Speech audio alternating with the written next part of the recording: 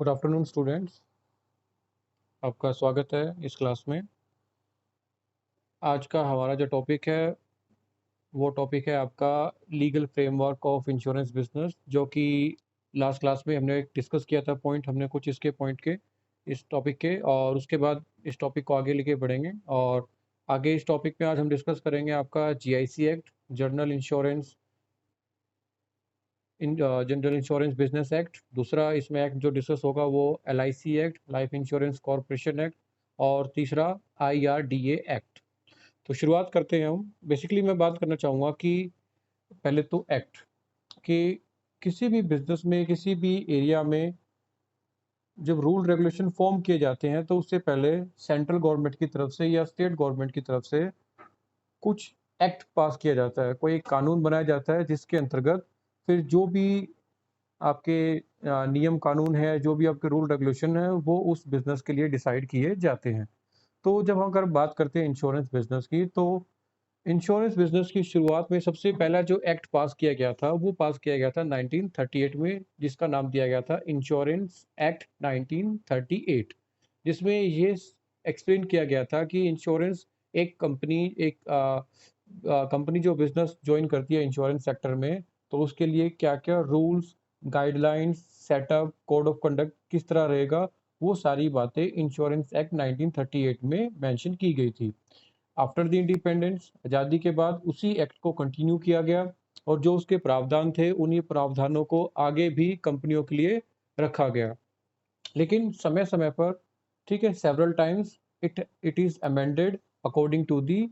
Convenience of insurance sector, के insurance business को आसान बनाने के लिए, सुविधाजनक बनाने के लिए, और और भी ज़्यादा कॉम्पिटिटिव बनाने के लिए कि भाई इंश्योरेंस बिजनेस और ज़्यादा कॉम्पिटिटिव हो, कस्टमर के लिए ज़्यादा फैसिलिटीज इसमें हो, बिजनेस करना कंपनियों के लिए आसान हो। तो इसमें समय समय पर काफ़ी चेंजेस, अमेंडमेंट भी इसमें किए गए हैं। ठीक है। और जो मेन अमेंडमेंट हुई थी आपकी, वो हुई थी 1988 में, जिसमें जो आपका लाइबिलिटी एक्ट है वो जोड़ा गया था, जिसको मैंडेटरी और कंपलसरी बनाया गया था। बिफोर 1998 आपका जो लाइबिलिटी एक्ट है वो मैंडेटरी नहीं था। दैट मीन्स आजकल आप देखते हैं कि मोटर व्हीकल इंश्योरेंस कराना मैंडेटरी है, कंपलसरी है। अगर आप उसको नहीं कराएंगे तो उसके बदले में आपके खिलाफ कानूनी कार्रवाई, ठीक है, की जा सकती है, आपको जेल हो सकती है या आपको ऊपर जुर्माना लग सकता है, या दोनों प्रावधान भी किए जा सकते हैं under the third party insurance और लाइबिलिटी एक्ट। ओके। तो शुरुआत करते हैं कि इंश्योरेंस एक्ट एक्चुअली में था क्या। तो इंश्योरेंस एक्ट बेसिकली एक आपका क्या था, स्ट्रक्चर था, एक आर्किटेक्ट था कि भाई किस तरीके से इंश्योरेंस बिजनेस किया जाएगा, किस तरीके से कोई भी कंपनी इंश्योरेंस बिजनेस को अडॉप्ट कर सकती है, शुरू कर सकती है, कौन कौन से फॉर्म, प्रोसीजर्स, फॉर्मेलिटीज उसको फुलफिल करनी होगी, और उसके बाद किस तरीके से उसका वे ऑफ बिजनेस, उसका बिजनेस कंडक्ट किया जाएगा। फाइनली उसके बाद जो मेजर इम्प्रूवमेंट इसमें हुआ वो इम्प्रूवमेंट हुआ आपका एलआईसी एक्ट के तौर पर, कि 1938 के बाद आफ्टर इंडिपेंडेंस, जब उस टाइम पे जितनी भी आपकी फर्म्स थी, कंपनीज थी, वो सारी ही प्राइवेट इंश्योरेंस कंपनीज थी, फर्म्स थी। तो कहीं ना कहीं एक चीज़ ये देखने में आती है कि जो प्राइवेट सेक्टर है वो अपने प्रॉफिट ओरिएंटेशन के लिए, प्रॉफिट मोटिव के लिए कार्य करता है। लेकिन अगर हम बात करें इंश्योरेंस की, तो इंश्योरेंस क्या है, एक प्रिंसिपल पे बेस्ड है, आपका कोऑपरेटिव प्रिंसिपल पे, मतलब सहयोग पर आधारित एक सिद्धांत पर आपका बीमा व्यवसाय काम करता है। लेकिन प्राइवेट सेक्टर क्या करता है, अपने प्रॉफिट के लिए काम करता है। तो कहीं ना कहीं इसमें लोग इंश्योरेंस सेक्टर में जुड़ने में, काम करने में अभी भी उतने नंबर्स हमारे पास नहीं थे। तो गवर्नमेंट ने क्या किया, 1956 में एलआईसी एक्ट पास किया, लाइफ इंश्योरेंस कॉरपोरेशन एक्ट, कि भाई ज़्यादा से ज़्यादा लोग इंश्योरेंस से जुड़े। ठीक है, इस बिजनेस एलआईसी में, लाइफ इंश्योरेंस बिजनेस में ज़्यादा तरक्की हो, ये ज़्यादा कॉम्पिटिटिव हो। ठीक है, इसके अंदर जो रूल्स रेगुलेशन है, जो इसके स्टैंडर्ड्स हैं, कोड ऑफ कंडक्ट है, उसमें इम्प्रूवमेंट हो। तो एलआईसी एक्ट 1956 में बनाया गया, और उसमें एक्ट के according LIC, life insurance corporation of India की स्थापना की गई, और उसको सारी ही पावर्स, अथॉरिटीज दी गई लाइफ इंश्योरेंस सेक्टर में काम करने के लिए। जैसे कि ऑलरेडी हम डिस्कस कर चुके हैं कि आरबीआई की स्थापना हुई आरबीआई एक्ट से, और आरबीआई को जिम्मा दिया गया भाई बैंकिंग सिस्टम में रिफॉर्म लाने का काम, रेगुलेट करने का काम। इसी तरीके से एलआईसी को जिम्मेदारी दी गई कि भाई आप लाइफ इंश्योरेंस सेक्टर में, जीवन बीमा क्षेत्र में आगे आइए, काम कीजिए और इस क्षेत्र में तरक्की डेवलपमेंट लेके आइए। तो उसी का परिणाम था कि उस टाइम पर लगभग 260 कंपनीज जो कि प्राइवेट कंपनीज थी, उन सबको नेशनलाइज किया गया। दैट मीन्स उनकी इक्विटीज को, उनकी ओनरशिप को एलआईसी में ट्रांसफर किया गया और एलआईसी जो कि एक भारत सरकार का उपक्रम था, एक गवर्नमेंट अंडरटेकिंग थी, तो उन सबको मिलाकर एलआईसी के अंडर सम्मिलित किया गया ताकि एलआईसी और एक व्यापक लेवल पर, एक ब्रॉड लेवल पर, ठीक है, एक वाइड एरिया में अपने ऑपरेशंस को शुरू कर सके। तो इसमें अगर हम आगे बढ़ें तो सबसे मेन पॉइंट आता है कि भाई what is the objective behind establishment of LIC और why the government pass LIC Act। तो इसके लिए हम सीधे तौर पर एक कंक्लूजन में एक लाइन निकालेंगे, to spread the life insurance business in India, और second one, to form rules regulation code and conduct in life insurance business sector. Government pass LIC Act and LIC Act leads to establishment of LIC corporation. कि भारत सरकार ने क्या किया कि जीवन बीमा जो व्यवसाय क्षेत्र था उसको रेगुलेट करने के लिए, उसको नियामक करने के लिए, ठीक है, LIC एक्ट पास किया, जिसके अंतर्गत फिर LIC कॉरपोरेशन की स्थापना हुई। और उस टाइम पे लगभग जो आपकी इंश्योरेंस कंपनी थी, लगभग 250 के अराउंड, उन सबको LIC कंपनी में अमेलगमेट इसको कहा जाता है, मतलब उन सबको LIC कंपनी में जोड़ दिया गया। उनकी संपत्ति, उनकी इक्विटी को भारत सरकार ने खरीद कर उनको सरकारी उपक्रम में जोड़ दिया, उनको नेशनलाइज कर दिया। अब पॉइंट ये आता है इसके बाद, objective of LIC of India, के जो LIC कॉरपोरेशन है उसकी क्या ऑब्जेक्टिव है। तो सबसे पहले जो मेन ऑब्जेक्टिव है इसका, वो है आपका spread life insurance widely in a particular to the rural area so that socially and economically backward people can get development। That means के जो मेन मुख्य उद्देश्य रखा गया LIC का, या जो मकसद था LIC की स्थापना का, वो था कि जो जीवन बीमा व्यवसाय है, क्योंकि अब जीवन बीमा व्यवसाय किससे जुड़ा हुआ है, लोगों के जीवन से, कि भाई अगर किसी व्यक्ति की किसी एक्सीडेंट के कारण या किसी भी चीज़ से सडन डेथ होती है, तो उसके परिवार को रोड पे ना आना पड़े, उसके परिवार को आर्थिक परेशानियों का सामना ना करना पड़े, इकोनॉमिक क्राइसिस उसकी फैमिली को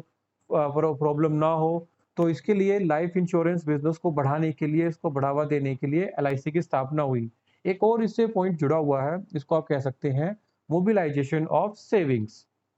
के जो हाउस होल्ड सेक्टर हैं, जो घरेलू उपभोक्ता होते हैं, उनके पास छोटी-छोटी निवेश के रूप में बचत रखी होती है, जिनको वो आगे कहीं पर भी निवेश का विकल्प ना होने से, इन्वेस्टमेंट अल्टरनेटिव ना होने से, उनके पास वो सेविंग अनयूज्ड रखी रहती है। ठीक है? दूसरी तरफ जागरूकता ना होने के कारण वो इंश्योरेंस भी नहीं कराते। तो इस केस में दो बेनिफिट एक तरह से, कि एक तो कि भाई जो उपभोक्ता हैं, कंज्यूमर हैं, उनको लाइफ इंश्योरेंस का एक प्रोडक्ट उनको मिलेगा, तो उनको एक लाइफ सेफ्टी मिलेगी। ठीक है? कि भाई आगे उनको अगर कोई अ, दुर्घटना होती है, एक्सीडेंट होता है, कोई मिसहैपनिंग होती है, तो उस अवस्था में उनको एक अच्छा खासा मुआवजा उनको दिया जाएगा, कॉम्पेंसेशन उनको मिलेगा। दूसरा, जो अनयूज्ड फंड है, वो सारा पैसा इकट्ठा होके LIC कॉर्पोरेशन के पास जमा होगा, जिसके बाद कॉर्पोरेशन या फिर, क्योंकि कॉर्पोरेशन की जो मालिकाना हक है किसके पास है, गवर्नमेंट के पास। तो गवर्नमेंट उस इकट्ठे हुए पैसे को, उस जमा पूंजी को फिर आगे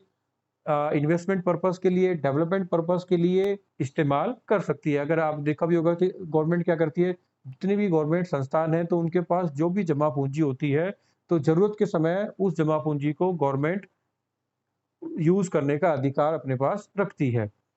तो first point, to split the life insurance business widely specially in rural areas. क्योंकि रूरल एरियाज में बेसिकली आपने देखा होगा कि जितनी भी प्राइवेट फर्म है, बिजनेसेस हैं, वो मेनली मेट्रोपॉलिटन सिटीज, मतलब शहरी क्षेत्रों में ही वो एस्टेब्लिश होते हैं। क्यों? क्योंकि वहां पर प्रॉफिट पोटेंशियल ज्यादा होता है। आप देखेंगे जितनी भी प्राइवेट कंपनीज हैं, प्राइवेट बैंक हैं, वो शहरों में ही होती हैं। गांव तक उनकी ब्रांचेस या उनके जो आउटलेट्स हैं वो नहीं होते। तो सीधे तौर पर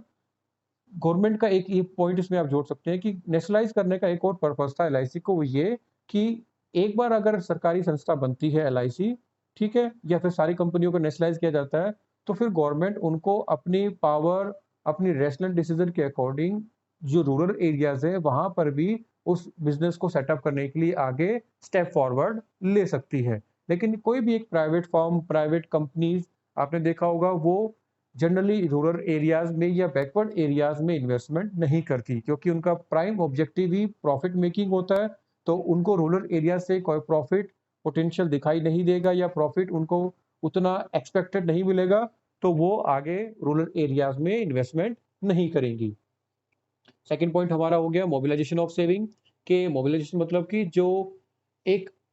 इसको आप कह सकते हैं कि जो बचत है, जिसका इस्तेमाल अभी निवेश के लिए, इन्वेस्टमेंट के लिए नहीं हुआ है, तो बीमा के माध्यम से उस पैसे को इकट्ठा करके उसका सदुपयोग, मतलब उसको जहाँ उसकी ज़रूरत है, बिज़नेसमैन को, इंडस्ट्रीज़ को, गवर्नमेंट को, वहाँ तक वो पैसा पहुँचाया जा सकता है। तीसरा पॉइंट आप हम आगे रहेगा इसमें, provide complete security and promote efficient service to the policy holder at economic premium rates. अब जनरली आपने देखा होगा कि जो भी प्राइवेट फर्म्स हैं, प्राइवेट कंपनीज हैं, usually they charge higher rate, higher fees for their services. मतलब एक प्राइवेट फर्म, प्राइवेट बिजनेस या प्राइवेट कंपनी जब कोई प्रोडक्ट सेल करती है या अपनी सर्विसेज देती है, तो in compare to government services उनके रेट थोड़ा ज़्यादा होते हैं। अब कंपेयर कीजिए गवर्नमेंट स्कूल और प्राइवेट स्कूल को, तो गवर्नमेंट स्कूल में फ़ी लो होती है, प्राइवेट स्कूल में फ़ी हाई होती है, जिसके कारण भी बहुत से लोग पढ़ाई बच्चों की नहीं करा पाते, क्योंकि वो प्राइवेट स्कूल की फ़ीस को अफोर्ड नहीं कर सकते। तो सेम थिंग कि गवर्नमेंट का पर्पज़ क्या था कि भई ज़्यादा से ज़्यादा लोग जीवन बीमा खरीदें। तो इसलिए उसको नेशनलाइज़ किया गया और लो प्रीमियम रेट पर बीमा उत्पाद लोगों के लिए ऑफ़र किए गए, ताकि ज़्यादा से ज़्यादा लोग कम प्रीमियम की दरों पर जीवन बीमा खरीद पाएँ, अपनी लाइफ़ का बीमा करा पाएँ और एक कंप्लीट सिक्योरिटी उनकी लाइफ़ को, जो उनके रिस्क हैं, जो उनकी टेंशन्स हैं, वो उनसे मुक्ति, या उनका कह सकते हैं कि वो अपनी टेंशन्स को, ठीक है, अवॉइड कर पाएँ। फिर next point, conduct business with utmost economy with full realization that the money belongs to the policy holder. Next point, after collecting the fund from the public or to the from the policy holder, simply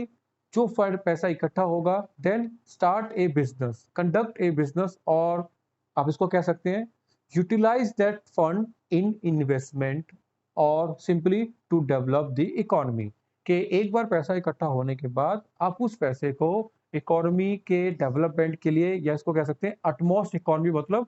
जो well development, या इसको कह सकते हैं कि sufficient use के लिए आप उस पैसे को इस्तेमाल कर सकते हैं। लेकिन सीधी सी बात है कि एक कहावत है कि पैसे से ही पैसा कमाया जाता है। If you want to make profit, then you have to make investment. Simply आपको कुछ ना कुछ इन्वेस्ट करना होगा, उसके बाद ही आप कुछ प्रॉफिट अर्न कर सकते हैं। तो गवर्नमेंट के पास जब तक पैसा नहीं होगा,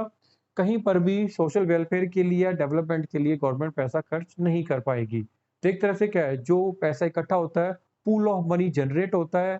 बीमा के माध्यम से, तो गवर्नमेंट उस पैसे को, ठीक है, अपने आगे डेवलपमेंट पर्पस के लिए इस्तेमाल कर सकती है। उसके बाद एलआईसी का अनदर ऑब्जेक्टिव है आपका, act as a trustee of insured public in their individual and collective capacities.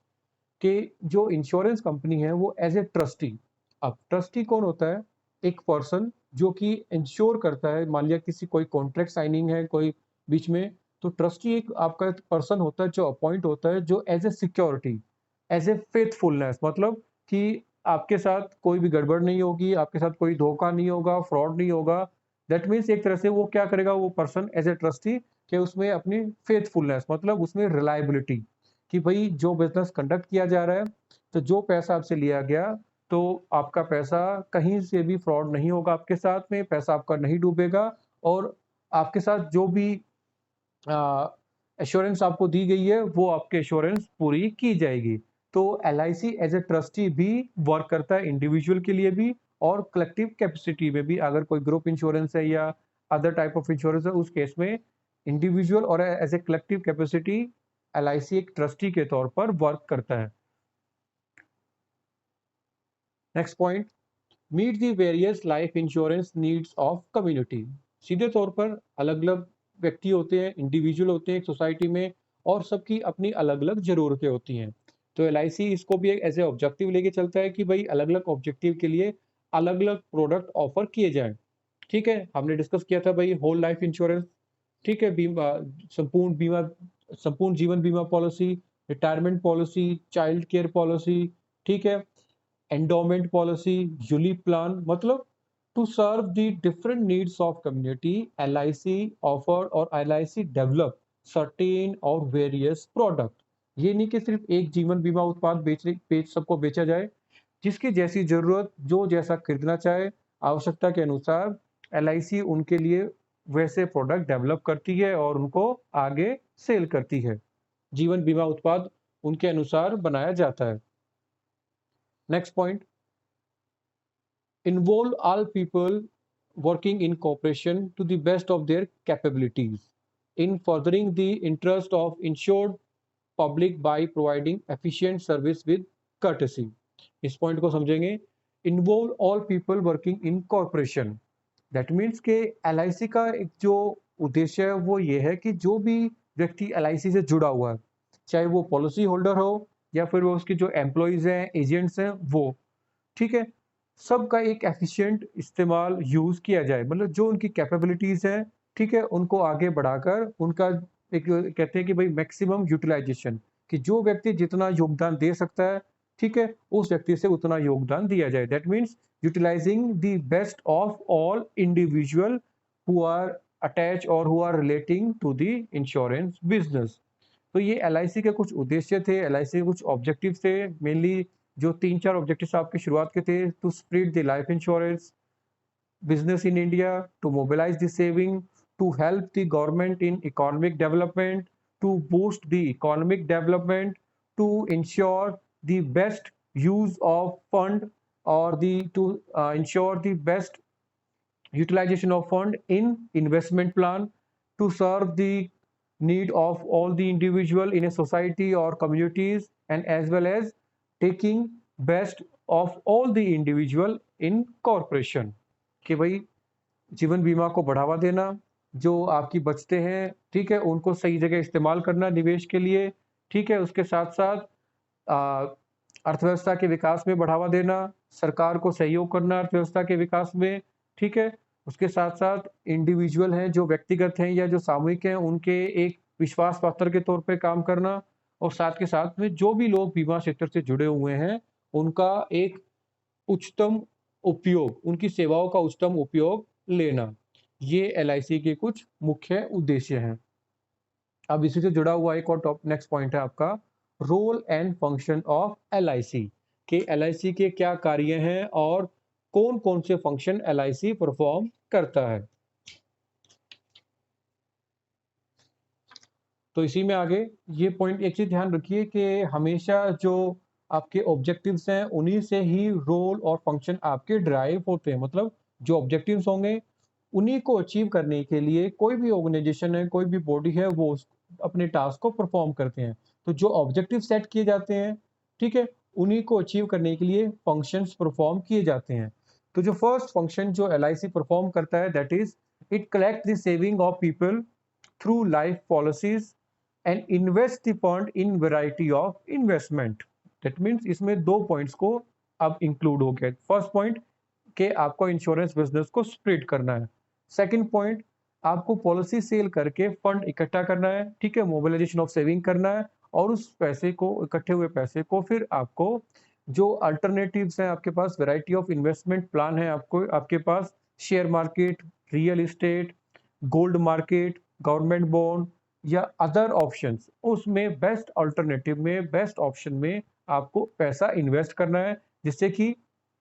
आप जो पॉलिसी होल्डर है उसको भी आप मैक्सिमम बेनिफिट प्रोवाइड कर पाए। सेकेंडली, जितना ज़्यादा इकोनॉमी में इन्वेस्टमेंट होगा उतना ज़्यादा कैपिटल फॉर्मेशन होगा और अल्टीमेटली आपकी इकोनॉमी में ग्रोथ में वो हेल्प करेगा।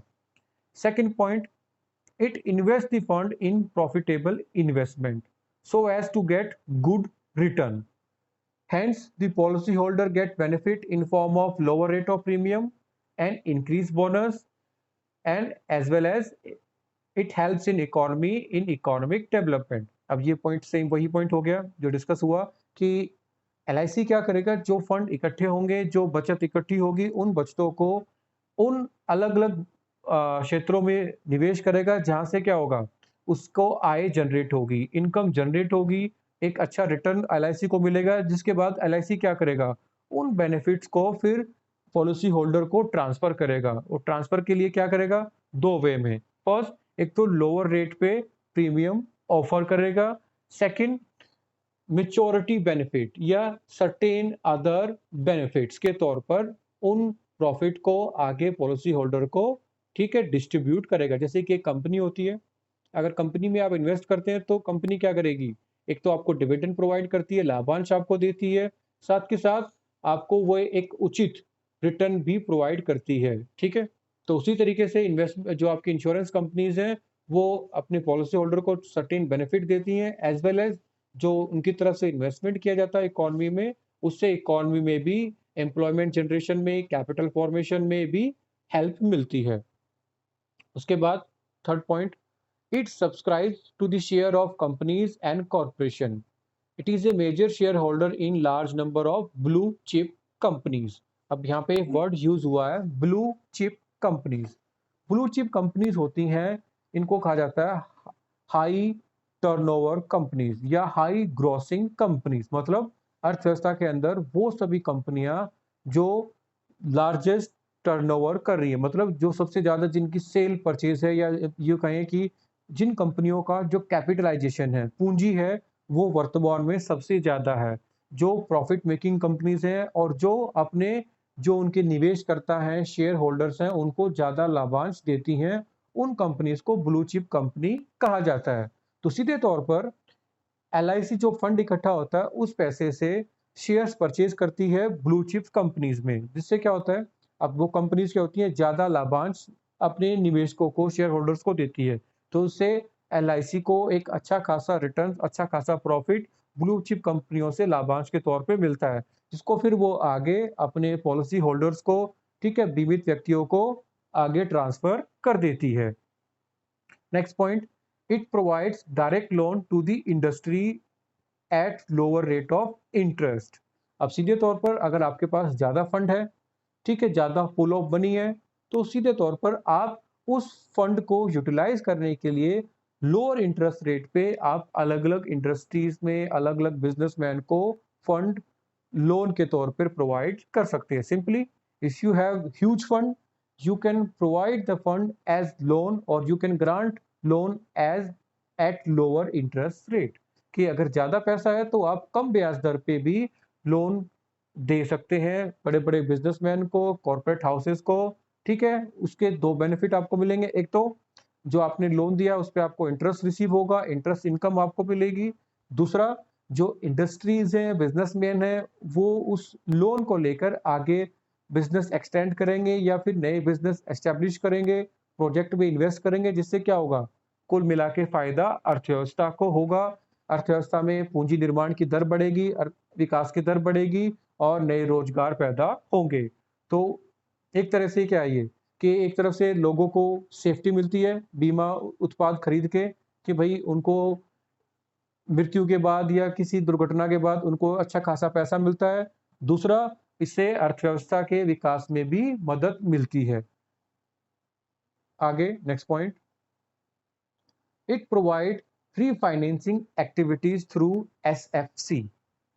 एसएफसी का फुल फॉर्म होता है state financing corporation. It provide refinancing activities through SFC in different state and other industrial loan giving institutions. अब एलआईसी सिर्फ इंडस्ट्रीज को हेल्प नहीं करता, इंडस्ट्री को ही लो इंटरेस्ट रेट पे लोन प्रोवाइड नहीं करता, उसके साथ साथ जो स्टेट ऑर्गेनाइजेशन है, सभी स्टेट में कुछ ना कुछ स्टेट फाइनेंसिंग कॉर्पोरेशंस होती हैं, कुछ ऑर्गेनाइजेशंस होती हैं जो कि आपके एमएसएमई, आपके micro, small and middle class, आपके जितने भी बिजनेसेस हैं ठीक है, एमएसएमई जितने भी एंटरप्राइजेज हैं, सूक्ष्म, आपके मध्यम और बड़े आकार के जितने भी उद्योग हैं, इनको हम मुख्य तौर पे कहें, जितने भी छोटे व्यवसाय हैं, ठीक है, उनकी मदद के लिए सभी स्टेट्स में कुछ स्टेट फाइनेंसिंग कॉर्पोरेशन बनाई जाती हैं, ठीक है। तो एलआईसी ना सिर्फ इंडस्ट्रीज को मदद करता है, बल्कि जितनी स्टेट फाइनेंशियल कॉर्पोरेशन है उनमें भी रीफाइनेंसिंग की सुविधा प्रदान करता है। मतलब उन स्टेट फाइनेंसिंग कॉर्पोरेशन को भी लोन देता है आसान और कम ब्याज दरों पर, ठीक है। जिससे क्या फायदा मिलता है, जिससे वो स्टेट फाइनेंशियल कॉर्पोरेशन आगे जितने भी आपके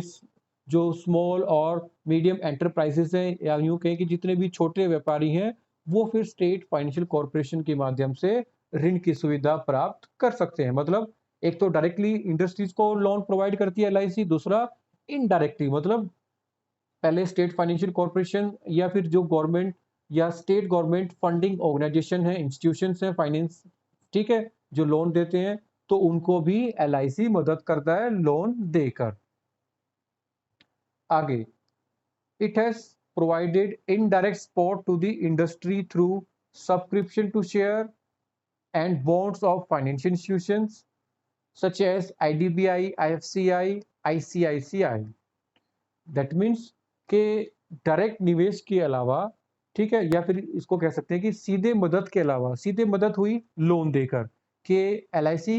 इंडस्ट्रीज को, बिजनेसेस को सीधे लोन देता है। उसके अलावा इनडायरेक्ट वे में भी, मतलब अप्रत्यक्ष तौर पे भी एलआईसी इंडस्ट्रीज को, कंपनीज को मदद करता है। और वो मदद कैसे की जाती है, एलआईसी उन डेवलपमेंट इंस्टीट्यूट्स में, फाइनेंशियल इंस्टीट्यूट्स में उनके शेयर्स, उनके बॉन्ड खरीद कर उसमें पैसा निवेश करता है। तो जो आपके फाइनेंशियल इंस्टीट्यूशंस हैं, जैसे कि आईडीबीआई,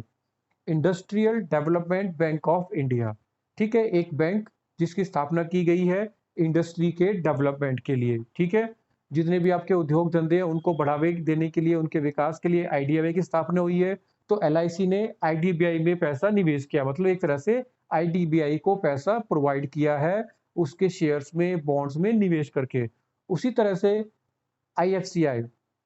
ठीक है, आईएफसीआई एक और भारत सरकार का उपक्रम है जो कि जितने भी इंडस्ट्रीज हैं, उद्योग हैं, उनको लोन प्रोवाइड करता है, industrial financial corporation of India. तीसरा आईसीआईसीआई, जिसको आप जानते हैं आईसीआईसीआई बैंक भी है, ठीक है, जिसकी शुरुआत इसलिए मकसद से हुई थी कि जितने भी आपके इंडस्ट्रीज हैं उनके डेवलपमेंट के लिए या उनको लोन फैसिलिटीज प्रोवाइड करने के लिए आईसीआईसीआई की स्थापना हुई। SFC and other state development institutes, मतलब एक तरह से इनडायरेक्ट वे में, अप्रत्यक्ष तौर पे भी एलआईसी क्या करता है, ठीक है, इकोनॉमी के डेवलपमेंट में हेल्प करता है, या फिर जो फाइनेंशियल इंस्टीट्यूशंस हैं उनकी मदद करता है, ठीक है, पैसा इकट्ठा करने में, उनको आसान दरों में ब्याज देता है सीधे तौर पर और लोन देता है। दूसरा, उनके जो कंपनीज हैं आपकी, उसमें इन्वेस्ट करता है, उनके शेयर्स खरीदता है, उनके बॉन्ड में पैसा लगाता है।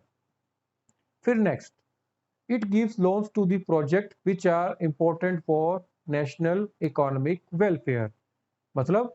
जो एलआईसी है, जो गवर्नमेंट के बड़े बड़े प्रोजेक्ट हैं नेशनल इकोनॉमिक वेलफेयर के, जैसे कि डैम, ठीक है, जैसे कि आपका रोड कंस्ट्रक्शन, हाईवे कंस्ट्रक्शन, ठीक है, रेलवे डेवलपमेंट, तो जितने भी नेशनल वेलफेयर जो प्रोजेक्ट्स हैं, एलआईसी उनके लिए भी सरकार को, ठीक है, सरकारी उपक्रम है, लेकिन उसके अलावा फिर भी वो सरकार को एज ए लोन मदद करता है, जो भी वेलफेयर स्कीम्स होती हैं, प्रोजेक्ट होते हैं, उनके लिए। उसके बाद it gives housing loans eight reasonable interest of reasonable rate of interest. आजकल आप टीवी पे भी देखिए कि आजकल एक ऐड भी आता है कि एलआईसी हाउसिंग लोन, कि जो एलआईसी कॉर्पोरेशन है, ठीक है, आपको हाउसिंग के लिए भी लोन प्रोवाइड करता है। मतलब आपको घर घर बनाना है या घर खरीदना है, तो आसान ब्याज की दरों पर आप एलआईसी से लोन की सुविधा ले सकते हैं, ठीक है। उसके बाद last point, it act as a link between the saving and investing process. ये एक इंपॉर्टेंट पॉइंट है कि it act as a link, it act as a bridge between the saving and investment process, या यूं कहें कि यह आपके बचत और पूंजी निर्माण के बीच में एक पुल का काम करता है। मतलब कि एक तरफ आपकी बचत रखी हुई है हाउस होल्ड सेक्टर के पास, दूसरी तरफ आपके इन्वेस्टर्स हैं, आपके बिजनेस हाउसेज हैं, कॉर्पोरेट्स हैं जिनको पैसे की रिक्वायरमेंट है। तो उन दोनों के बीच में मध्य में ये एक लिंक के तौर पर, एक ब्रिज के तौर पर काम करता है। मतलब जिनको पैसा चाहिए और जिनके पास पैसा सरप्लस में रखा हुआ है, तो वो पैसा सरप्लस यूनिट से लेके जो डेफिशिएंट यूनिट्स हैं, मतलब जो इन्वेस्ट करना चाहते जाते हैं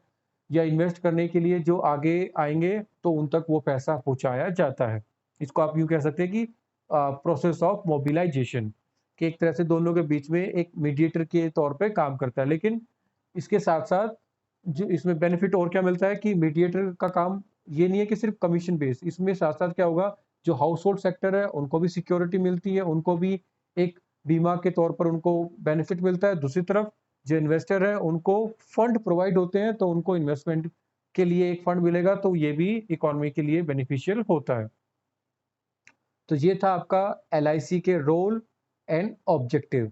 ठीक है, एलआईसी की एक्ट की स्थापना हुई थी 1956 में। ठीक है, जिसका उद्देश्य था कि जितनी भी आपकी इंश्योरेंस कंपनी है जो जीवन बीमा क्षेत्र में काम कर रही हैं, उन सबको राष्ट्रीयकरण किया जाए, उन सबका नेशनलाइजेशन किया जाए, ताकि रूल रेगुलेशन और जो आपका लाइफ इंश्योरेंस बिजनेस सेक्टर है उसको रेगुलेट किया जाए, कंट्रोल किया जाए और ज़्यादा से ज़्यादा लोगों तक उसकी पहुंच बनाई जा सके। ठीक है,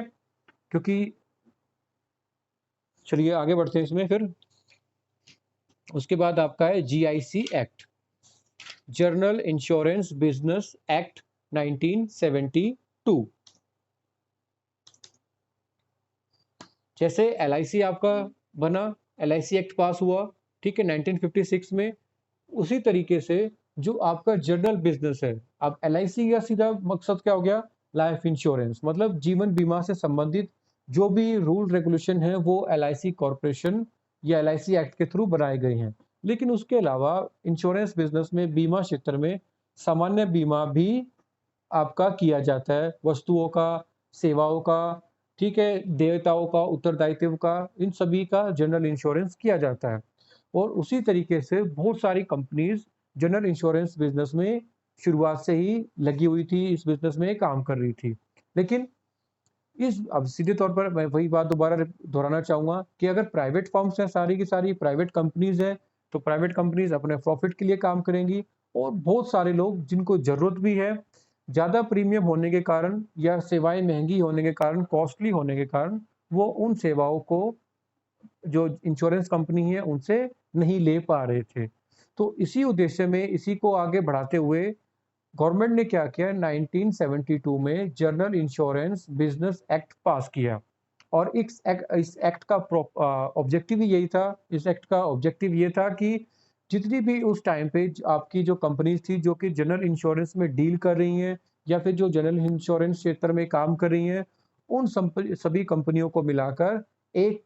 सरकारी कंपनी की स्थापना की जाए, जो कि जनरल इंश्योरेंस के डेवलपमेंट के लिए, प्रमोशन के लिए काम करे। तो सीधे तौर पर ये एक्ट बनाया गया और इस एक्ट के अकॉर्डिंग ही, इस एक्ट के under he general insurance corporation of India, GIC corporation of India की स्थापना की गई। उस समय जो भी कंपनियां थी, ठीक है, आपकी लगभग लगभग 100 कंपनीज, ठीक है,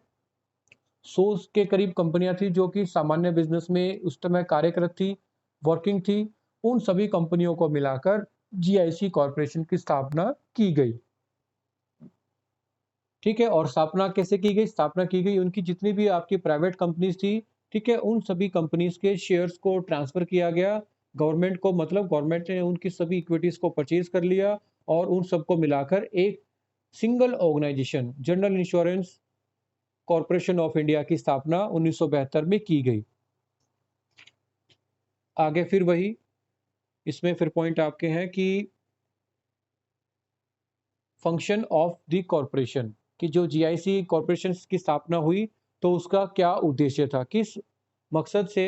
उस कॉरपोरेशन की, उस संस्था की स्थापना की गई। तो जिस तरह से एलआईसी की स्थापना हुई थी लाइफ इंश्योरेंस को स्प्रेड करने के लिए, बढ़ावा देने के लिए, सेम उसी तरीके में जो जीआईसी कॉरपोरेशन की स्थापना हुई उसका उद्देश्य था कि जो जनरल इंश्योरेंस है उसको बढ़ाया जाए, स्प्रेड किया जाए। तो कुछ फंक्शंस हैं इसके जीआईसी कॉरपोरेशन के, वो मैं रीड कर देता हूँ एक बार।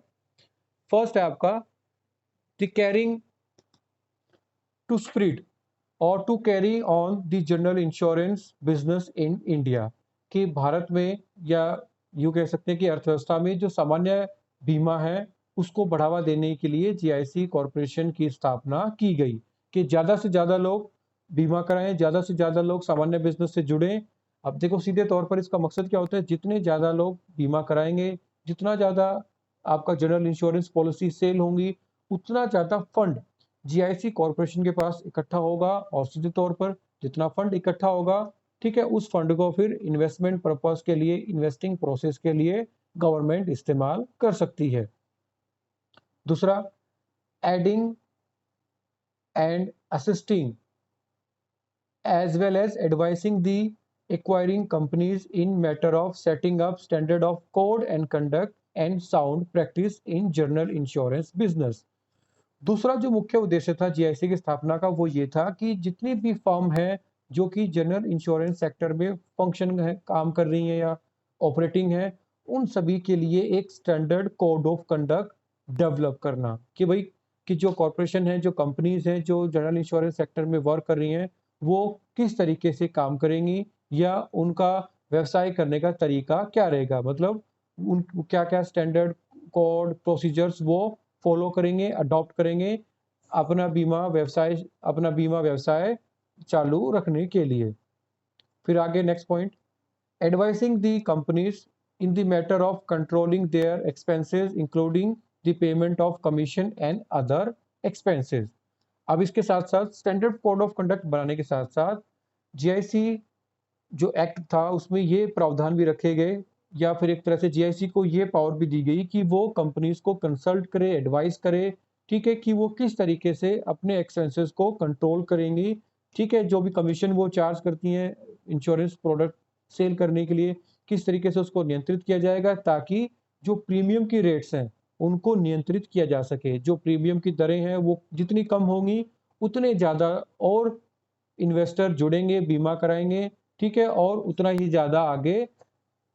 पैसा इकट्ठा होगा, फंड जनरेट होगा और उस फंड को इस्तेमाल किया जा सकता है इन्वेस्टमेंट पर्पस के लिए। लास्ट पॉइंट इसमें, issuing direction to the companies in relation to the conduct of general insurance business, मतलब जो सर्वमान्य नियम है, जो कानून है, ठीक है, एक तरह से वो सारे कानून कंपनियों को बताना, उनको गाइड करना और उनके लिए एक standard code of conduct design करना, जिससे कि वो अपने व्यवसाय को आसानी से चला सके। मतलब कुल मिला के जैसे कोई भी एक्ट बनता है या कोई भी एक्ट के थ्रू कोई संस्था बनती है, तो उस संस्था को उस एक स्पेसिफिक फील्ड में जिम्मेदारी दी जाती है कानून बनाने के लिए, या उन कानूनों को आप एक तरह से कह सकते हैं कि संशोधित करने के लिए, या फिर रूल रेगुलेशन फॉर्म करने के लिए, ठीक है। तो सेम एज जब जनरल इंश्योरेंस की बात करते हैं तो जीआईसी एक्ट पास हुआ, फिर जीआईसी एक्ट के अंडर में ही जीआईसी कॉरपोरेशन की स्थापना हुई और उस कॉरपोरेशन को ये जिम्मेदारी दी गई कि भाई आप जो जनरल इंश्योरेंस सेक्टर है आपका इंश्योरेंस का बिजनेस का, उसको आप रेगुलेट कीजिए, ठीक है, उसको आप अमेंड कीजिए और रूल्स फॉर्म कीजिए, स्टैंडर्ड कोड ऑफ कंडक्ट बनाइए कि किस तरीके से जो एक्वायरिंग कॉरपोरेशन है, जो कंपनीज हैं जो कि जनरल इंश्योरेंस क्षेत्र में काम कर रही हैं, वो किस तरीके से पॉलिसी सेल करेंगी, किस तरीके से वो अपने एक्सपेंसेस को कंट्रोल करेंगी, किस तरीके से वो प्रीमियम का डिटर्मिनेशन करेंगी, प्रीमियम कैसे निर्धारित किया जाएगा उनके माध्यम से, ताकि किसी भी कंडीशन में किसी भी पॉलिसी होल्डर को नुकसान ना उठाना पड़े। मतलब एक तरह से जैसे LIC as a trustee work करता है इंडिविजुअल के लिए, तो जीआईसी भी एज ए ट्रस्टी वर्क करेगा इंडिविजुअल और जो भी आपके कलेक्टिव आपके कॉर्पोरेट्स रहेंगे या जो भी आपके बायर्स रहेंगे उनके लिए। तो एलआईसी का काम है जो जीवन बीमा क्षेत्र है उसको नियंत्रित करना, उसको नियामक बनाना, और ऐसी जीआईसी का काम है जो जनरल इंश्योरेंस सेक्टर है बिजनेस आपका, उसको नियंत्रित करना और उसको रेगुलेट करना। अब इसी के बाद फिर सेम उसके फंक्शन आते हैं आपके, तो फंक्शन जो इसके ऑब्जेक्टिव है वही इसके फंक्शन रहेंगे। फंक्शन में जैसे आपका ये फंक्शन कॉमन रहेगा कि मोबिलाइजेशन ऑफ सेविंग, के जो अनयूज्ड सेविंग्स हैं हाउस होल्ड सेक्टर के पास, ठीक है, उनको कलेक्ट किस तरह करेंगे कि उनके अकॉर्डिंग, उनकी चॉइस के अकॉर्डिंग, उनके नीड्स के अकॉर्डिंग इंश्योरेंस प्रोडक्ट उनको सेल करके, कि जैसे उनकी ज़रूरत वैसा बीमा उत्पाद उनको बेच के उनसे पैसा इकट्ठा करना और उस पैसे को फिर इंडस्ट्रीज़ को, स्टेट फाइनेंशियल कॉर्पोरेशंस को या जो सेंट्रल गवर्नमेंट के जो वेलफेयर प्रोजेक्ट्स हैं, उसमें उस पैसे को निवेश करना, इन्वेस्ट करना, ताकि इकोनॉमी डेवलपमेंट भी हो और साथ के साथ जो रिटर्न्स इन्वेस्टमेंट के बाद कंपनीज को मिलेंगे, उसके बाद उन रिटर्न्स को बेनिफिट के तौर पर पॉलिसी होल्डर को ट्रांसफर करना। तो ये कुछ फंक्शंस हैं आपके जेआईसी कॉर्पोरेशन के। ज़्यादा इसमें खास कुछ दिया नहीं है।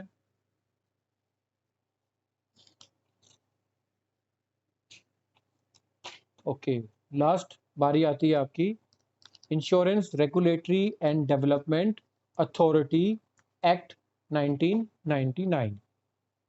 अब आपने देखा होगा कि रूल्स एक्ट तो बना दिए गए, कानून बना दिया गया, कानून के अंतर्गत एक जीआईसी कॉर्पोरेशन और एलआईसी कॉर्पोरेशन की स्थापना भी हुई, लेकिन उसके बाद भी कभी कभार जो इंश्योरेंस कंपनीज हैं वो लूप होल निकाल कर, मतलब कानून में कमियां निकाल कर, वो जो पॉलिसी होल्डर्स हैं, ठीक है, उनको हरेस करती है, मतलब उनके अधिकारों का हनन करती है। और या फिर कभी कभार जो आपका प्रोसेस होता है क्लेम सेटलमेंट का, ठीक है, उस क्लेम सेटलमेंट में वो कुछ ना कुछ टेक्निकल फॉल्ट फाइंड करके जो पॉलिसी होल्डर हैं उनके क्लेम को डिनाई कर देती हैं। तो ऐसे बहुत सारे एग्जाम्पल, ठीक है, मिले। गवर्नमेंट को बहुत सारी शिकायतें ऐसी मिली कि भाई कंपनी की तरफ से, ठीक है, कि उनको चीट किया गया या कंपनी की तरफ से उनके क्लेम को डिनाई किया गया, ठीक है, वास्तविकता को ना जानकर, मतलब without proper investigation company deny the claim proposal. तो उस अवस्था में गवर्नमेंट की तरफ से ये एक जरूरत समझी गई भी कि एक आपकी ऐसी बॉडी होनी चाहिए, एक ऐसी संस्था होनी चाहिए जो कि बीमा क्षेत्र को नियंत्रित करे, बीमा क्षेत्र को नियामक बनाए और बीमा क्षेत्र के लिए कानून बनाए, और वो जो उपभोक्ता हैं, जो पॉलिसी होल्डर हैं, उनके एक संरक्षक के तौर पे कार्य करें, मतलब ताकि कोई भी कंपनीज किसी भी उपभोक्ता का, उसके अधिकारों का हनन ना कर पाए, या फिर अगर ऐसा पाया जाता है तो उस संस्था के माध्यम से उचित कार्रवाई की जाए और उचित कॉम्पनसेशन, क्षतिपूर्ति पॉलिसी होल्डर को कंपनी की तरफ से दिलाई जाए। सिंपली अगर हम बात करें, government realizes that there should be one organization who take care of the right of the policy holder or simply right of the consumer. Then government first pass the act of insurance regulatory development act authority 1999, और जिसके अंतर्गत government established IRDA agency,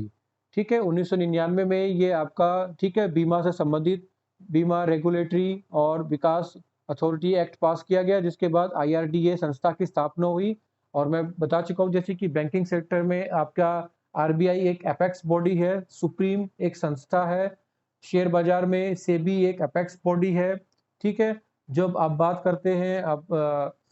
rural areas development में, small financing में, ठीक है, लघु ऋण में, तो नाबार्ड उसमें एक एपेक्स बॉडी है। उसी तरीके से बीमा क्षेत्र को नियंत्रित करने के लिए IRDA को एक एपेक्स बॉडी के तौर पर गठित किया गया, उसकी स्थापना की गई, ठीक है, जिसका मुख्य उद्देश्य क्या था? To protect the right of policy holder, simply to aware the policy holder, or as well as to set up the tribunal for claim settlement, and last इसको आप बोल सकते हैं कि simply to form rules and regulation to improve the insurance sector। मतलब इन उद्देश्य के लिए IRDA की स्थापना की गई कि भाई वो आगे बीमा क्षेत्र को नियामक बनाएगा, नियंत्रित करेगा, रेगुलेट करेगा, कंट्रोल करेगा, उसके साथ साथ स्टैंडर्ड कोड ऑफ कंडक्ट बनाएगा कि किस तरीके से बीमा कंपनियां काम करेंगी, ठीक है। उस तरीके से साथ के साथ IRDA को ये भी जिम्मेदारी दी गई कि भाई जो पॉलिसी होल्डर हैं, कंज्यूमर हैं, उनको भी अवेयर किया जाए। तो आप देखिए उसी का परिणाम स्वरूप आजकल आप टीवी पे देखते हैं तो बहुत सारे आपके एडवर्टीजमेंट आते हैं कि भाई जो फेक एडवर्टीजमेंट हैं या गलत जानकारियां हैं उनसे बचें, या फिर बीमा कराते वक्त आप सारी जानकारियों को, हिडन टर्म कंडीशन को आप ध्यान से पढ़ें, ठीक है। और उसके बाद आता है कि भाई ये जानकारी, ये एडवर्टीजमेंट IRDA के माध्यम से किया गया है, कि IRDA चाहता है कि भाई कोई भी उपभोक्ता जो बीमा उत्पाद खरीदता है तो वो सही जानकारी और सही प्रोडक्ट खरीदे और उसको सही प्रीमियम पे वो प्रोडक्ट बेचा जाए। और उसके साथ-साथ क्लेम जो सेटलमेंट है, जो प्रोसीजर्स है कंपनी के द्वारा वो आसान बने ताकि ज़्यादा से ज़्यादा लोगों को कॉम्पेंसेशन दिया जा सके। मतलब जिसको ज़रूरत है या फिर जो एक तरह से कह सकते हैं जो मतलब कि लायक है, जिसको मिलना चाहिए उसको क्लेम मिलना चाहिए और उसको आईआरडीए मदद करता है। साथ के साथ जो कानूनी प्रावधान है कि भई किस तरीके से आपको क्लेम सेटलमेंट के लिए या फिर आपको जो कॉम्पेंसेशन है उसके रिड्रेसल के लिए आपको अप्लाई करना है, किस तरीके से एक्शन लेना है, वो सारी अवेयरनेस आपको गाइडलाइंस भी IRDA time to time provide करता है। अब हम बात करते हैं लास्ट करते हैं topic duties and responsibilities and function of IRDA. तो सबसे पहले protection of interest of the policy holder, ये सेम वही पॉइंट लिखा हुआ है कि जैसे सेबी क्या करता है, प्रोटेक्शन करता है किसके, जो इन्वेस्टर हैं शेयर मार्केट में। ठीक है, SEBI protect the rights of investor in share market, same as IRDA protect the interest of policy holder in insurable interest and as well as settlement of insurance claim. कि जब insurance claim की बारी आएगी या फिर अगर आपका insurable interest की बारी आएगी भाई कि आपका कौन सा बीमा प्रोडक्ट आपको खरीदना है, ठीक है, तो उस अवस्था में आईआरडीए आपके हितों की रक्षा के लिए काम करता है। उसके बाद आगे issue to the applicant as a certificate of registration, renew, modify, withdraw and suspend और कैंसिल रजिस्ट्रेशन। ठीक है, जैसे कि आपको अगर बैंकिंग व्यवसाय शुरू करना है तो आपको आरबीआई से बैंकिंग रजिस्ट्रेशन कराना होगा, मतलब आरबीआई के अंतर्गत आपको रजिस्ट्रेशन कराना होगा, सर्टिफिकेट लेना होगा, तो ही आप बैंकिंग क्षेत्र में काम कर पाएंगे। उसी तरीके से अगर आपको बीमा व्यवसाय में काम करना है, एक इंटरमीडियरीज आपको बनना है। इंटरमीडियरीज हमने डिस्कस किया था, ब्रोकर, एजेंट्स, ठीक है, आपके इन्वेस्टमेंट हाउसेस, ठीक है, इंश्योरेंस बिजनेस कंपनीज। आपको कोई भी एक जिम्मेदारी निभानी है, मतलब आपको खुद को रजिस्टर कराना है इंश्योरेंस सेक्टर में, तो first you have to get registration from IRDA. तो आईआरडीए क्या करता है, जितने भी पार्टिसिपेंट्स हैं, इंटरमीडियरीज हैं, जो जितने भी आपके मध्य सलाहकार हैं, उनका रजिस्ट्रेशन करता है, उनको सर्टिफिकेट प्रोवाइड करता है, उनके रजिस्ट्रेशन को कैंसिल भी कर सकता है, विड्रॉ कर सकता है, सस्पेंड कर सकता है। कि अगर कोई कंपनी आईडीआईडी को लगता है कि भाई गलत विज्ञापन दे के बीमा उत्पाद बेच रही है, तो आईआरडीए क्या करेगा, उस कंपनी के अगेंस्ट में एक्शन लेके उसके बीमा जो उसका काम करने का जो सर्टिफिकेट है उसको सस्पेंड कर सकता है या फिर उसको कैंसिल कर सकता है कि भाई वो कंपनी आगे बीमा उत्पाद नहीं बेच पाएगी। तीसरा,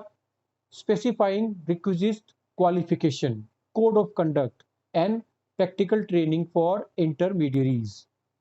मतलब कि जो इंटरमीडियरीज हैं कि कौन ब्रोकर बन सकता है, कौन इंश्योरेंस एजेंसी ले सकता है, कौन इंश्योरेंस बिजनेस शुरू कर सकता है, तो उसके लिए क्या क्वालिफिकेशंस होंगी, क्या कोड ऑफ कंडक्ट होगा, कितनी उसको प्रैक्टिकल ट्रेनिंग की रिक्वायरमेंट है, वो सारी बातें कौन डिसाइड करेगा, आईआरडीए। नेक्स्ट पॉइंट, स्पेसिफाई दी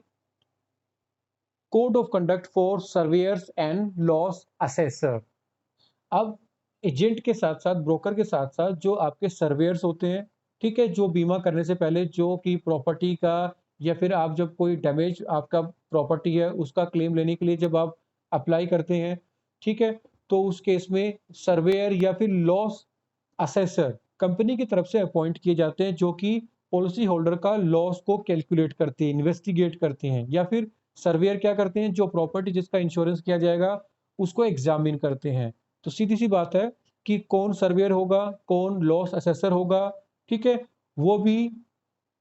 उनके कोड ऑफ कंडक्ट क्या होंगे, उनकी क्वालिफिकेशन क्या होगी, ये सब भी आईआरडीए की तरफ से, ठीक है, डिसाइड किया जाएगा। मतलब एक तरह से कि कौन एलिजिबल है लॉस असेसर बनने के लिए, कौन एलिजिबल है सर्वेयर बनने के लिए, ठीक है, वो सब डिसाइड कौन करेगा, आईआरडीए। मतलब उनका रजिस्ट्रेशन भी आईआरडीए के माध्यम से किया जाएगा। कोई भी खुद से लॉस असेसर, सर्वेयर या कोई भी जो भी पार्टिसिपेंट्स हैं इंश्योरेंस सेक्टर में, वो खुद से अपनी एजेंसीज अपना बिजनेस शुरू नहीं कर सकता। First they have to get registered themselves with IRDA, then they can start a business in insurance sector, or simply they can provide their services in insurance sector. Next point, promoting and regulating professional organization connected with insurance and re insurance business के जितने भी professionals हैं, organisations हैं, companies हैं जो कि जुड़े हुए हैं जनरल इंश्योरेंस से या फिर री इंश्योरेंस से, ठीक है, उनको प्रमोट करना, उनको बढ़ावा देना, ठीक है, उनके विकास में मदद करना, ताकि ज़्यादा से ज़्यादा, जितनी ज़्यादा देखिए, जितने ज़्यादा नंबर ऑफ कंपनीज होती हैं, जितने ज़्यादा सर्विस प्रोवाइडर होते हैं, उतना ज़्यादा बेनिफिट कस्टमर को मिलता है। सीधे तौर पर जितना ज़्यादा कंपटीशन मार्केट में होगा, उतना ज़्यादा बेनिफिट एक कस्टमर को रिसीव होगा। ज़्यादा कंपनीज होंगी तो सीधी सी बात है, वो अपने प्रोडक्ट को सेल करने के लिए लो इंटरेस्ट रेट पॉलिसी होल्डर को प्रोवाइड करेंगी, ऑफर करेंगी, जिससे क्या होगा, पॉलिसी होल्डर को भी बेनिफिट मिलेगा, साथ के साथ जो आपका इंश्योरेंस सेक्टर है वो भी कॉम्पिटिटिव बनेगा, ज़्यादा प्रतिस्पर्धात्मक उसमें मतलब कि एक्टिविटीज उसमें होंगी। जितना ज़्यादा प्रतिस्पर्धा होगी, जितना ज़्यादा कंपटीशन होगा, उतना ज़्यादा टेक्नोलॉजी इंप्रूव होगी, उतने ज़्यादा नए प्रोडक्ट डेवलप होंगे, ठीक है, और उतना ज़्यादा बेनिफिट जो पॉलिसी होल्डर है उनको भी प्राप्त होगा। उसके बाद levying fees and other charges for carrying out the purpose of this act, मतलब क्या फीस होगी, क्या चार्जेस होंगे, ठीक है, किसी भी उद्देश्य के लिए इस एक्ट के अंदर ये IRDA को पावर दी गई ये सब डिसाइड करने के लिए। उसके बाद calling for information form, undertaking inspection, conducting inquiries, investigation, including audit of insurer, मतलब IRDA को यह भी एक पावर दी गई है कि वो जितने भी इंश्योरर हैं, जितनी भी इंश्योरेंस कंपनियां हैं, वो उनको समय समय पर ऑडिट कर सकता है, मतलब उनका अंक्षेपण कर सकता है, उनके खातों की जांच कर सकता है कि भाई आप ज़्यादा लाभ तो आप ज़्यादा प्रीमियम बेच के ज़्यादा लाभ तो आप नहीं कमा रहे हैं, ठीक है, या फिर आप सही जगह पे जो आपका इंश्योरेंस बिजनेस है वो लीगल है नहीं है, आपका ऑब्जेक्टिव ऑफ बिजनेस क्या है, मतलब उद्देश्य किस उद्देश्य से आप काम कर रहे हैं, या फिर जो पैसा आपका इकट्ठा हो रहा है तो वो कहाँ पर वो निवेश किया जा रहा है, ठीक है, या फिर आप अर्थव्यवस्था के विकास में सहयोग कर रहे हैं या नहीं कर पा रहे हैं, वो सारी जांच करने के लिए, ठीक है, IRDA को परमिशन है, उसके पास ये पावर है कि वो समय समय पर इंस्पेक्शन कर सकता है, ठीक है, इंक्वायरीज कर सकता है और इन्वेस्टिगेशन कर सकता है, और साथ के साथ जो इंश्योरर कंपनी है उनका ऑडिट भी कर सकता है। इंश्योरेंस कंपनी के साथ साथ जो पार्टिसिपेंट्स हैं उनकी भी इंक्वायरी IRDA कर सकता है। तो ये कुछ ड्यूटीज थी, पावर्स थी, या इनको आप फंक्शन भी कह सकते हैं जो IRDA के होते हैं। इसके अलावा और भी बहुत सारे फंक्शंस हैं, रेगुलेट करना, कंट्रोल करना इंश्योरेंस सेक्टर को, ठीक है, कोड ऑफ कंडक्ट फॉर्म करना, ठीक है, एक आपका रेगुलेशन ऑफ प्रीमियम रेट्स उनको डिसाइड करना, उसके साथ साथ आपका एक लास्ट पॉइंट इसमें आप डिस्कस कर सकते हैं, specifying the percentage of life insurance business and general insurance business to undertake by the insurer in rural और सोशल सेक्टर। अब सीधे तौर पर देखिए, अगर इंश्योरेंस कंपनी को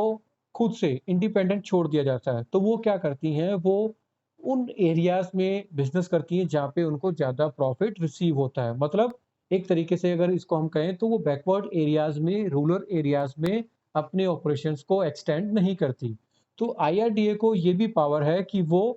उन बिजनेस एक्टिविटीज को डायरेक्ट कर सकता है कि भाई आपको इतना बिजनेस, इतना आपका ऑपरेशन, इतना आपका रिवेन्यूज बैकवर्ड एरिया से या रूरल एरिया से ही होना चाहिए, मतलब एक तरह से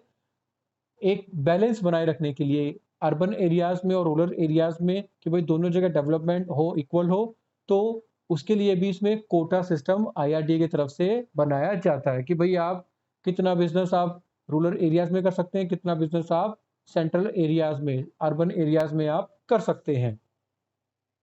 तो ये कुछ पावर एंड ड्यूटीज थी IRDA की। उसके बाद एक टॉपिक इसमें ये भी हो सकता है कि भाई सेंट्रल गवर्नमेंट को क्या क्या पावर है, ठीक है, IRDA एक्ट में तो सेंट्रल गवर्नमेंट को ये पावर है कि भाई वो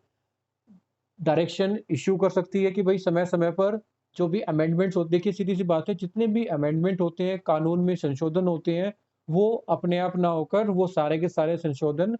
ठीक है, केंद्र सरकार सेंट्रल गवर्नमेंट की तरफ से किए जाते हैं, ठीक है। तो जब भी सरकार को गवर्नमेंट को लगता है कि भाई बाजार में कुछ चेंजेस होने चाहिए, बाजार को और कॉम्पिटिटिव बनाने के लिए, प्रतिस्पर्धा को इम्प्रूव करने के लिए, ज़्यादा बढ़ाने के लिए, ठीक है, जब भी सरकार को कोई लगता है कि भाई संशोधन किया जाना चाहिए, ठीक है, तो उस संशोधन को सरकार के माध्यम से किया जा सकता है। तो डायरेक्शन देने का अधिकार सरकार को दिया गया है, ठीक है। इसके साथ-साथ कोई रूल को अल्टर करना है, किसी रूल को संशोधन को हटाना है, वो अधिकार सरकार को दिया गया है, ठीक है। कोई भी डायरेक्टर है या फिर सरकार को लगता है कि भाई कोई भी कंपनीज़ है, कोई भी इंश्योरेंस कंपनी है या संस्था है जो कि ठीक से काम नहीं कर रही है, ठीक है, उसके लाइसेंस को रद्द करने का या नई कंपनियों को लाइसेंस देने का भी अधिकार, ठीक है, सरकार को दिया गया है। तो ये कुछ ज़रूरी पावर्स, राइट्स गवर्नमेंट को भी इस एक्ट के अंडर दिए गए हैं। बस इसके बाद इसमें ज़्यादा कुछ है नहीं, आपका IRDA का जो टास्क था वो यहीं तक था। तो कुल मिला के